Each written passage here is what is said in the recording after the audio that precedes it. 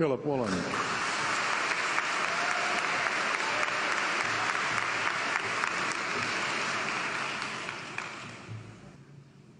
King Lear, late at night on the cliffs, asks the blind Earl of Gloucester, "How do you see the world?"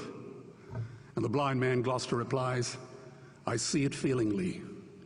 And shouldn't we all?" Animals must be off the menu because tonight they are screaming in terror in the slaughterhouses, in crates and in cages. Vile, ignoble gulags of despair. You see, I heard the screams of my dying father as his body was ravaged by the cancer that killed him. And I realized I'd heard those screams before. In the slaughterhouse, their eyes stabbed out and their tendons slashed, on the cattle ships to the Middle East, and the dying mother wail as a harpoon explodes in her brain as she calls out to her calf. Their cries were the cries of my father.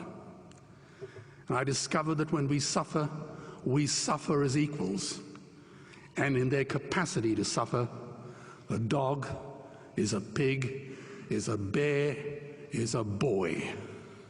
Meat today is the new asbestos, more murderous than tobacco. CO2, methane and nitrous oxide from the livestock industry are killing our oceans with acidic, hypoxic dead zones. 90% of small fish are ground up into pellets to feed to livestock. Vegetarian cows today are the world's largest ocean predators. The oceans are dying in our time. By 2048, all our fisheries will be dead, the lungs and the arteries of the earth. Billions of bouncy little chicks are ground up alive simply because they are male. Only 100 billion people have ever lived. 7 billion people live today. And yet we torture and kill 2 billion sentient living beings every week. 10,000 entire species are wiped out every year because of the actions of one. And we're now facing the 6th mass extinction in cosmological history. If any other organism did this, a biologist would call them a virus. It is a crime against humanity of unimaginable proportions. But happily, the world is changing. 10 years ago, Twitter was a bird sound. www was a stuck keyboard. Cloud was in the sky. 4G was a parking space. Google was a baby's burp. Skype was a typo. And Al-Qaeda was my plumber. Victor Hugo said, "There is nothing more powerful than an idea whose time has come." Well, animal rights today is now the greatest social justice issue since the abolition of slavery. Do you know there are over 600 million vegetarians in this world? And that is bigger than the United States, England, France, Germany, Spain, Italy, Canada, Australia, New Zealand, all put together. If we were one nation, we would be bigger than the 27 nations of the European Union. Can you believe that? And despite this massive demographic footprint, we are still drowned out by the raucous hunt and shoot and killing cartels who believe that violence is the answer when it should not even be a question. Meat kills animals, kills us, and is killing our economies. Medicare has already bankrupted the United States. They will need $8 trillion invested in Treasury bills just to pay the interest, and they have precisely zero. They could shut down every school, Army, Navy, Air Force, Homeland Security, Marines, CIA, and FBI, and they still will not have the money to pay their doctor bills. And our Cornell and Harvard say that the optimum amount of meat in a healthy human diet is precisely zero. Water, as you know, is the new oil. Nations will soon be going to war for it. Underground aquifers that took millions of years to fill are now running dry. It takes 50,000 liters of precious drinking water to make 1 kilo of beef. Today, 1 billion people are hungry. 20 million people will die from malnutrition. Cutting meat by only 10% will feed 100 million people, and eliminating meat will end starvation forever. If everyone ate a Western diet, we would need 2 planet Earths to feed us. We've only got one, and she is dying. Greenhouse gas emissions from livestock is 50% greater than transport, as Peter said. Cars, trains, buses, ships, lorries, the whole lot. And as I travel around the world, I see poor countries who sell their grain to the West while their own children starve in their arms. And the West feeds it to livestock so we can eat a steak?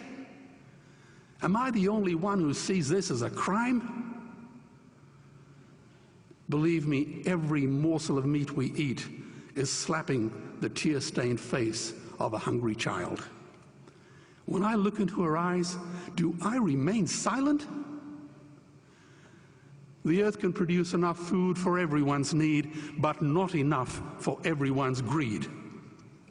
We are facing the perfect storm. If any nation had developed weapons that could wreak such havoc on the planet, we would launch a preemptive military strike and bomb it back into the Bronze Age. But it's not a rogue state, it's an industry. The good news is we don't have to bomb it. We can just stop buying it. Sir George Bush was wrong. The axis of evil does not run through Iraq, Iran, or North Korea. It runs through our dining tables. Weapons of mass destruction are our knives and forks. Our proposition is the Swiss Army knife of the future. It solves our environmental, water, human health problems and ends cruelty forever. The Stone Age didn't end because we ran out of stones.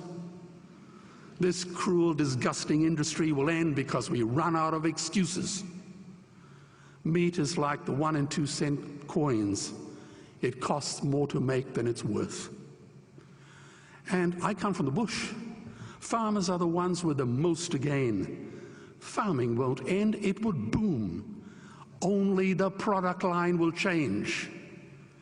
Farmers would make so much money they won't even bother counting it, and I'd be the first to applaud them. Governments would love us. New industries would emerge and flourish. Health insurance premiums would plummet. Hospital waiting lists would disappear. Hell, we'd be so healthy, we'd have to shoot someone just to start a cemetery. So tonight I have 2 challenges for the opposition. 2 challenges. Meat causes a wide range of cancers and heart disease. Would they name one disease caused by a vegetarian diet? And 2, I'm funding the Earthlings trilogy. If the opposition is so sure of their ground, I challenge them to send a copy of the Earthlings DVD to all their colleagues and all their customers. Go on, I dare you.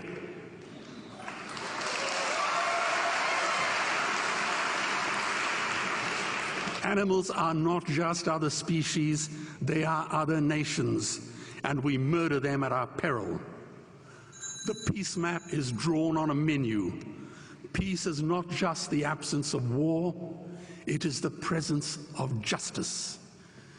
Justice must be blind to race, color, religion, or species. If she's not blind, she will be a weapon of terror. And tonight, there is unimaginable terror in those ghastly Guantanamos we call factory farms or slaughterhouses. Believe me, if slaughterhouses had glass walls, we wouldn't be having this debate tonight. You see, I believe another world is possible. And on a quiet night, I can hear her breathing. Let's get animals off the menu and out of these torture chambers. Please vote tonight for those who have no voice. Thank you.